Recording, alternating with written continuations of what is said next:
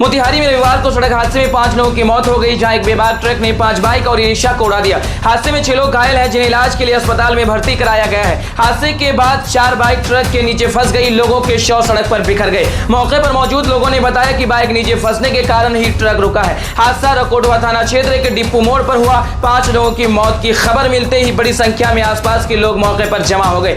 स्थानीय लोगों ने प्रशासन के सहयोग से घायलों को सदर अस्पताल और दूसरे अस्पताल में शिफ्ट करवाया है। इस घटना को लेकर ग्रामीणों में भारी आक्रोश है।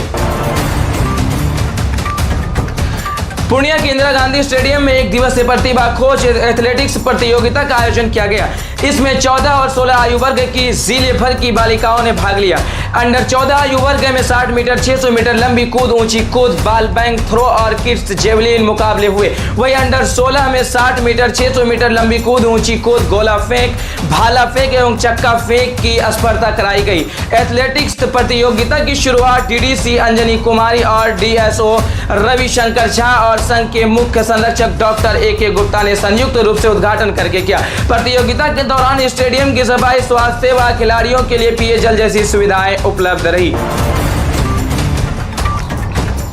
बिहार में दिसंबर के पहले सप्ताह से ही ठंड बढ़नी शुरू हो जाएगी। रविवार सुबह घटना बेतिया, गोपालगंज समेत 10 से ज्यादा शहरों में घना कोहरा छाया हुआ है। 3 दिनों से औरंगाबाद सबसे ठंडा जिला बना हुआ है। यहाँ आज 24 घंटे में 12 डिग्री तापमान पहुंचा है। 3 दिन से पहले यहाँ 9 डिग्री तापमान था। पटना में सुबह और शाम हल्की ठंड का एहसास होगा, जबकि दोपहर में धूप निकलने से गर्मी होगी। बिहार में अगले 7 दिनों तक मौसम शुष्क बना रहेगा। किसी भी जिले में बारिश की कोई संभावना नहीं रहेगी। हालांकि उत्तर और पूर्वी बिहार के चुनिंदा इलाके में अगले 2 दिनों तक सुबह हल्के मध्यम कोहरे की स्थिति बन सकती है। ऐसे में इन क्षेत्रों में सुबह विजिबिलिटी थोड़ी प्रभावित हो सकती है, लेकिन दिन चढ़ने के साथ ही मौसम साफ हो जाएगा। बेगूसराय बाजार समिति में चल रहे निर्माण कार्य में काम करने वाले एक युवक की संदिग्ध हालत में मौत हो गई है। परिजनों ने हत्या का आरोप लगाया है। मृतक राजीव कुमार सहरसा जिले के मुरादपुर गांव का रहने वाला था। परिजनों का आरोप है कि बकाया पैसा मांगने जाने के कारण ठेकेदार ने हत्या कराई है। शनिवार रात में लोगों ने कमरे में मृत पाया, जिसके बाद पुलिस को सूचना दी। मौके पर पहुंची पुलिस टीम ने लाश को पोस्टमार्टम के लिए सदर अस्पताल भेज दिया है। इसके बाद परिवार जो है सदस्यों को जानकारी दी गई है। पोस्टमार्टम पेपर पर बीमारी से मौत लिखा गया है। सुबह में जब डॉक्टर पहुंचे तो गर्दन टूटे रहने की आशंका देखी। इसके बाद परिजनों ने फिर से थाने को सूचना दी। दूसरा पेपर बनाकर मेडिकल बोर्ड की निगरानी में पोस्टमार्टम कराया गया। रिपोर्ट से ही मौत की वजह सामने आएगी। केंद्रीय मंत्री ललन सिंह ने नेता प्रतिपक्ष तेजस्वी यादव और महागठबंधन पर तीखा हमला बोला है। पटना में मीडिया से बातचीत के दौरान उन्होंने कहा कि नेतागिरी करने चले थे, देख ही रहे हैं ना कहां सिमट गए। विपक्ष के नेता मुश्किल से बने हैं। उन्होंने दावा किया कि तेजस्वी यादव अब ना तो पहले जैसे सकरिये दिखा रहे हैं और ना ही जनता के बीच उनकी पकड़ बची है। 10,000 रुपये देने पर ललन सिंह का बड़ा जवाब। महिलाओं को 10,000 रुपये देने की योजना पर विपक्ष द्वारा उठाए जा रहे सवालों पर भी ललन सिंह ने कड़ा जवाब दिया है। उन्होंने कहा कि विपक्ष सिर्फ भ्रम फैलाने में लगा है। उन्होंने तंज कसते हुए जोड़ा कि भ्रम फैलाने का नतीजा देख लिया है, कहां सिमट गए हैं।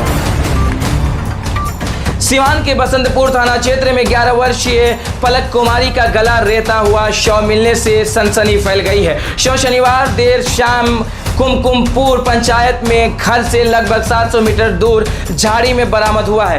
तेज दुर्गंध उठने पर ग्रामीणों ने शव देखा, जिसके बाद गांव में कोहराम मच गया। परिजनों ने पुलिस पर गंभीर लापरवाही का आरोप लगाया है। मृतका पलक कुमारी शिववचन पंडित की बेटी थी और 22 नवंबर से लापता थी। परिजनों ने उसे दिन बसंतपुर थाने में गुमशुदा की रिपोर्ट दर्ज कराई थी। हालांकि 1 सप्ताह बीत गई, लेकिन अब तक कोई खबर प्रशासन नहीं दे पाई है।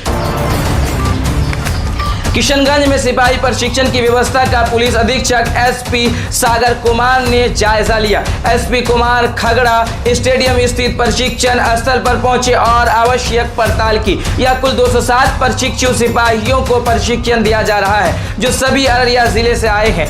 एसपी सागर कुमार ने नई प्रशिक्षुओं को संबोधित करते हुए पुलिस सेवा के महत्व पर प्रकाश डाला। उन्होंने कहा कि पुलिस की नौकरी कड़ी मेहनत से हासिल की जाती है और यही प्रतिभा प्रशिक्षण के दौरान भी दिखानी होगी। बेहतर प्रशिक्षण को लेकर पुलिस के कार्यों को समझने और प्रशिक्षकों से अनुशासन के साथ सीखने पर जोर दिया है। एसपी ने अनुशासन को बेहतर पुलिसिंग के लिए सबसे महत्वपूर्ण बताया। बिहार में नई सरकार के गठन के बाद अपराध और अवैध कारोबार पर कड़ी कार्रवाई शुरू हो गई है। उप मुख्यमंत्री सम्राट चौधरी के निर्देश पर राज्य भर में पुलिस प्रशासन सक्रिय है। इसी क्रम में बाकी जिले में भी अवैध बालू, शराब और अन्य आपराधिक गतिविधियों से अवैध संपत्ति अर्जित करने वाले माफियाओं पर शिकंजा कसा जा रहा है। बांका एसपी उपेंद्र नाथ वर्मा ने बताया कि जिले में अपराधियों के लिए अब कोई गुंजाइश नहीं बचेगी। लंबे समय से अवैध कारोबार में लिप्त 16 माफियाओं को चिन्हित किया गया है और उनके खिलाफ विभागीय कार्रवाई तेज कर दी गई है। इनमें से 4 अपराधियों के खिलाफ पुलिस ने कोर्ट में चार्जशीट दाखिल कर दी है, जबकि 12 अन्य के विरुद्ध में कार्रवाई की प्रक्रिया अंतिम चरण में है। खगड़िया में निकाह के दौरान दूल्हे की गोली लगने से मौत हो गई। मृतक की पहचान मोहम्मद इरशाद के रूप में हुई है। वह मुंबई में टेलर था। दूल्हे के भाई शमशाद ने बताया कि निकाह होने के बाद की रस्म चल रही थी, तभी एक लड़का आया हुआ दूल्हे के बगल में कुर्सी पर बैठ गया। उसने बंदूक निकाली, एक गोली हवा में चलाई। हम लोग एकदम दंग रह गए थे। उसने बंदूक में दूसरी गोली भरी और जैसे ही फायरिंग की, गोली ऊपर न जाकर दूल्हे की गर्दन में लग गई। घटना शनिवार रात 11 बजे मुफस्सिल थाना क्षेत्र के कुतुबपुर इलाके की है। दूल्हे के बड़े भाई शमशाद ने बताया कि हम लोग इरशाद को लेकर खगड़िया गए, लेकिन उसके गले से लगातार खून बह रहा था। कुछ देर बाद उसने दम तोड़ दिया। बिहार की छोटी बड़ी खबरों को लेकर अंतिम न्यूज के साथ बने रहे आप। फिलहाल जय हिंद, जय भारत।